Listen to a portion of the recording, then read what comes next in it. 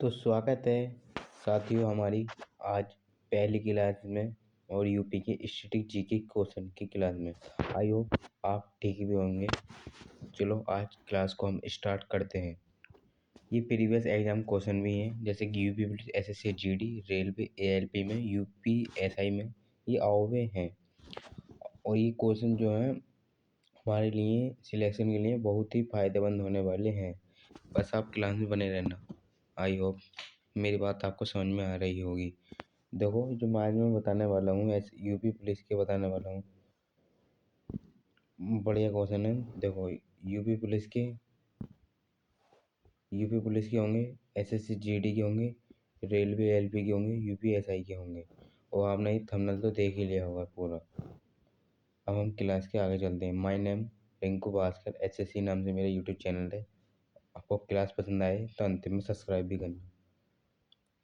देखो जिसमें हम बताएंगे आपको पहले मतलब उत्तर प्रदेश की पूरी जानकारी बताएंगे।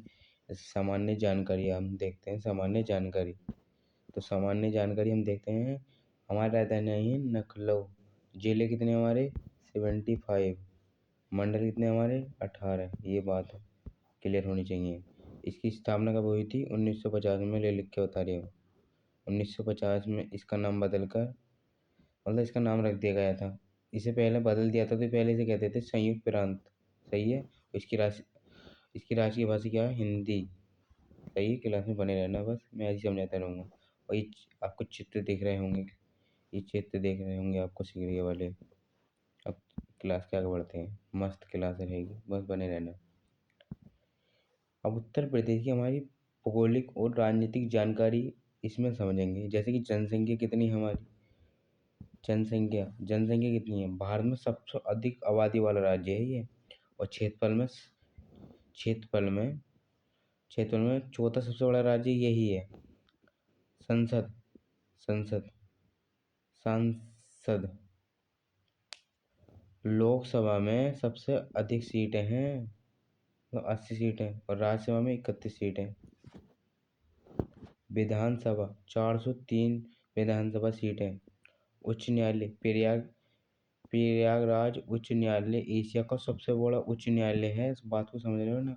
सीमाएं सोनभद्र जिला अपनी सीमाएं 4 राज्यों से साझा करता है। ये बात आपको दिमाग में फंसनी चाहिए। ये उत्तर प्रदेश का हमारा नक्शा है और ये इसके धार्मिक स्थल है। आपको चित्र में दिख रहे होंगे। आगे बढ़ते हैं।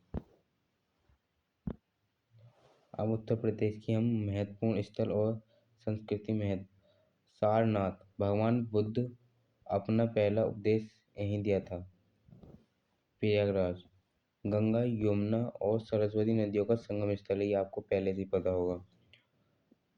कुशीनगर जो है, भगवान बुद्ध ने यहाँ महापरिनिर्वाण प्राप्त किया था। संस्कृति केंद्र, ये प्राचीन शहरों, पवित्र नदियों और तीर्थ स्थलों की भूमि है और सांस्कृतिक रूप से भी महत्वपूर्ण है। ये तो आपको यही पता होगी। 2025 में यहाँ कुंभ का मेला भी जुड़ा था। तो ये एक बहुत अच्छी जगह है उत्तर प्रदेश। ये हमारा वित्तीय मंत्रालय, ये आपको वित्तीय मंत्रालय दिख रहा होगा। और ये देखो, ये सब कुछ आपको चित्र में दिख रहा होगा।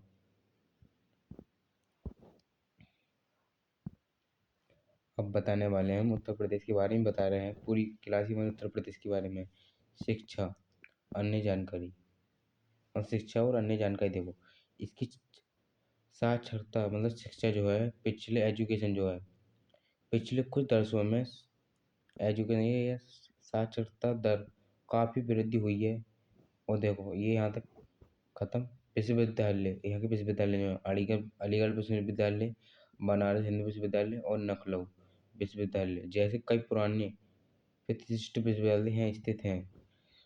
प्रौद्योगिकी स्थान, कानपुर में भारतीय प्रौद्योगिकी स्थल आईआईटी और लखनऊ में भारतीय प्रबंधन संस्थाएं आईआईएम जैसे संस्थान भी मौजूद हैं।